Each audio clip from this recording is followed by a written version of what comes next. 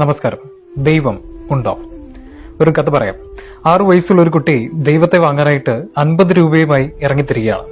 അവൻ രാവിലെ ഒരു കടയിൽ ചെന്ന് കയറി. എന്നിട്ട് കടക്കാരനോട് ചോദിച്ചു, അങ്കിൾ, ഇവിടെ ദൈവം ഉണ്ടോ? എങ്കിൽ എനിക്കൊരു ദൈവത്തെ തരുമോ? കടക്കാരൻ പൊട്ടിച്ചിരിച്ചിട്ട് ചോദിച്ചു, നിനക്കെന്താ ഭ്രാന്തായോ? ദൈവത്തെ കൊടുക്കുമെന്നോ? അവനെ കളിയാക്കി അയാൾ അവിടുന്ന് പറഞ്ഞു വിടുന്നു.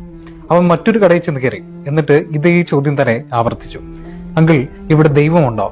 ഉണ്ടെങ്കിൽ എനിക്കൊരു ദൈവത്തെ തരുമോ? അവിടുന്നും അവന് കളിയാക്കലിൽ മാത്രമാണ് കിട്ടിയത്. അവൻ ഓരോ കടകളിലും ഇങ്ങനെ കയറി ഇറങ്ങി. അവിടെ നിന്നെല്ലാം അവനെ കളിയാക്കി പറഞ്ഞു വിടുന്നു. വൈകുന്നേരം ആയപ്പോഴേക്കും ഏകദേശം 70 കടകളോളം അവൻ കയറി ഇറങ്ങി. അവസാനം ഈ കടയിലൂടെ കയറാം എന്ന് കരുതി അവനൊരു കടയിൽ ചെന്ന് കയറിയാണ്. ഒരു ഏകദേശം 60 വയസ്സോളം പ്രായം തോന്നിക്കുന്ന ഒരു ഷോപ്പ് കീപ്പർ, ഒരു കടക്കാരൻ, അയാളോട് ഇവൻ ചെന്ന് ചോദിച്ചു, അങ്കിൾ, ഇവിടെ ദൈവമുണ്ടോ? ദൈവത്തെ കൊടുക്കുവോ? എങ്കിൽ എനിക്കൊരു ദൈവത്തെ തരുമോ? കടക്കാരൻ ഇവന്റെ നിഷ്കളങ്കമായ ചോദ്യത്തിന് മുമ്പിൽ കുറച്ചു നേരം നിശ്ചലനായി നിന്നു. എന്നിട്ട് ചോദിച്ചു, ആട്ടെ, നിനക്ക് എന്തിനാ ഇപ്പൊ ദൈവത്തെ കൊണ്ട് എന്ത് ആവശ്യമാണ് നിനക്കുള്ളേ? അതിനവൻ പറഞ്ഞ മറുപടി ഇതാണ്, അങ്കിൾ, ഒരു മാസം മുമ്പേ എന്റെ പപ്പ മരിച്ചുപോയി. ഇപ്പോൾ ഇനി എനിക്ക് അമ്മ മാത്രമാണുള്ളത്. അമ്മ പപ്പ മരിച്ചത് കാരണം എന്തൊക്കെയോ അസുഖങ്ങൾ കൂടി ഹോസ്പിറ്റലിലാണ്. ഡോക്ടറുകൾ പറയുന്നത് കേട്ടായിരുന്നു, ഇനി ദൈവത്തിന് മാത്രമേ നിന്റെ അമ്മയെ രക്ഷിക്കാനാവൂ. ഈ കുഞ്ഞിന് നിഷ്കളങ്കമായ മറുപടി കേട്ട് ആ മനുഷ്യന്റെ കണ്ണുകൾ നിറഞ്ഞൊഴുകി. ആട്ടെ, നിന്റെ കയ്യിൽ എത്ര രൂപയുണ്ട് ദൈവത്തെ വാങ്ങാൻ? കടക്കാരൻ ചോദിച്ചു. അവൻ പറഞ്ഞു, അങ്കിൾ, എന്റെ കയ്യിൽ 50 രൂപയുണ്ട്. അത് മതിയോ ദൈവത്തെ വാങ്ങാൻ? ദൈവത്തെ വാങ്ങാൻ ഇതൊക്കെ മതി, അയാൾ മറുപടി പറഞ്ഞു. ഇയാൾക്ക് മനസ്സിലായി, ഈ ദൈവം എന്ന് പറയുന്നത് ഇവന്റെ മനസ്സിൽ എന്തോ കഴിക്കാനുള്ള സാധനമാണ്. കുറെ ദൈവത്തെ വാങ്ങി അമ്മയ്ക്ക് കഴിക്കാൻ കൊടുത്താൽ ഇവന്റെ അമ്മയുടെ അസുഖം ഭേദമാകും എന്നൊക്കെയായിരിക്കും ഇവൻ ചിന്തിച്ചിരിക്കുന്നതെന്ന് കടക്കാരന് മനസ്സിലായി. അയാൾ ആ 50 രൂപ വാങ്ങി വെച്ചിട്ട് ഷെൽഫിലിരുന്ന ഒരു കുപ്പി തേനെടുത്ത് അവന്റെ നിരക്ക് വെച്ച് നീട്ടി. എന്നിട്ട് പറഞ്ഞു, ഇതാണ് നിന്റെ ദൈവം, ഇതുകൊണ്ട് നിന്റെ അമ്മയ്ക്ക് കൊടുക്കാം. ഇവൻ ആ ഒരു കുപ്പി തേനുമായിട്ട് ഹോസ്പിറ്റലിലേക്ക് ഓടിക്കൊണ്ടിരിക്കുന്നതിന്റെ ഇടയ്ക്ക് ഇവൻ പറയുന്നുണ്ട്, ഇതാ ഞാൻ ദൈവത്തെ കൊണ്ടുവന്നിട്ടുണ്ട്, ഇനി എന്റെ അമ്മയുടെ അസുഖം ഭേദമാകും. ഹോസ്പിറ്റലിൽ എത്തുമ്പോൾ കാണുന്നത് ഏതോ മെഡിക്കൽ സംഘം അവന്റെ അമ്മയെ ഓപ്പറേഷൻ തിയേറ്ററിലേക്ക് കയറ്റുന്നതാണ്. ഓപ്പറേഷൻ കഴിഞ്ഞു. കുറച്ച് ദിവസങ്ങൾക്ക് ശേഷം അവന്റെ അമ്മയുടെ അസുഖം പൂർണ്ണമായി ഭേദമായി. കുറച്ച് ദിവസങ്ങൾ കഴിഞ്ഞ് ഡിസ്ചാർജ് ചെയ്യുന്ന ദിവസം ബില്ലടയ്ക്കാനായി ഇവനും ഇവന്റെ അമ്മയും കൂടെ എത്തുകയാണ്. ബില്ല് കണ്ട ആ അമ്മ ഞെട്ടിപ്പോയി. കാരണം ഇത്രയും വലിയൊരു തുക അവരെ കൊണ്ട് അടയ്ക്കാൻ സാധിക്കില്ല. ബില്ലടിച്ചു കൊടുത്ത അറ്റൻഡർ പറഞ്ഞു, മാഡം, ഇതൊരാൾ പേ ചെയ്തിട്ടുണ്ട്. ആ അമ്മയുടെ കണ്ണുകൾ നിറഞ്ഞൊഴുകി. എന്നിട്ട് മുകളിലേക്ക് നോക്കിയിട്ട് പറഞ്ഞു, ദൈവമേ, അങ്ങേക്ക് നന്ദി. ആ കുഞ്ഞി കണ്ണുകൾ ഉയർത്തി അവനും പറഞ്ഞു, ദൈവമേ, അങ്ങേക്ക് നന്ദി.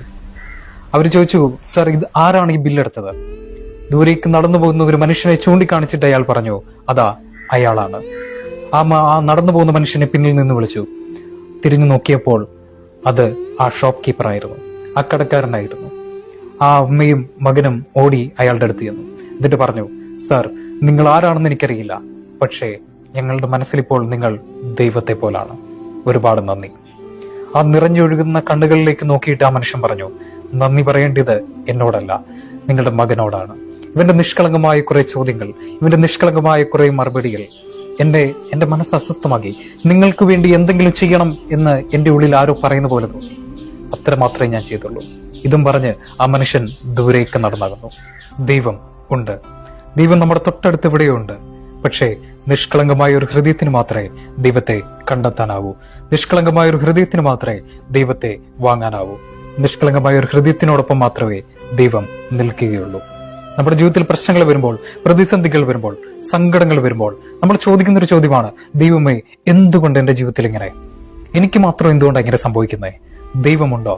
ഉണ്ടായിരുന്നെങ്കിൽ എന്റെ ജീവിതത്തിൽ ഇങ്ങനെയൊന്നും സംഭവിക്കില്ലായിരുന്നല്ലോ. ഇങ്ങനെയൊക്കെ ചിന്തിക്കുമ്പോഴും കണ്ണുകൾ അടച്ചിട്ട് ഒന്ന് ചിന്തിച്ചു നോക്കുക. നിങ്ങൾക്കുണ്ടായിരുന്ന നിഷ്കളങ്കത എവിടെയെങ്കിലും നഷ്ടപ്പെട്ടു പോയിട്ടുണ്ടോ?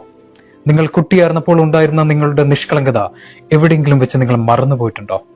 മറ്റുള്ളവരെ സ്നേഹിക്കാൻ മാത്രം അറിയാവുന്ന നിങ്ങൾ ആരെങ്കിലും വേദനിപ്പിച്ചിട്ടുണ്ടോ? ആരെങ്കിലും മുറിവേൽപ്പിച്ചിട്ടുണ്ടോ?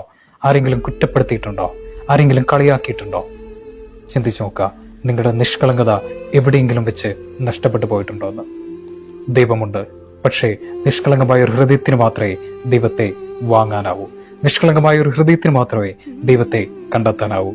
നിഷ്കളങ്കമായ ഒരു ഹൃദയത്തിനൊപ്പം മാത്രമേ ദൈവം നിൽക്കുകയുള്ളൂ. ഞാനിത് പറയുന്നത് പ്രത്യേക ഒരു മതവിവാഹത്തിന്റെ പക്ഷത്ത് നിന്നല്ല, പ്രത്യേക ഒരു വിഭാഗത്തിന്റെ കൂടെ നിന്നല്ല.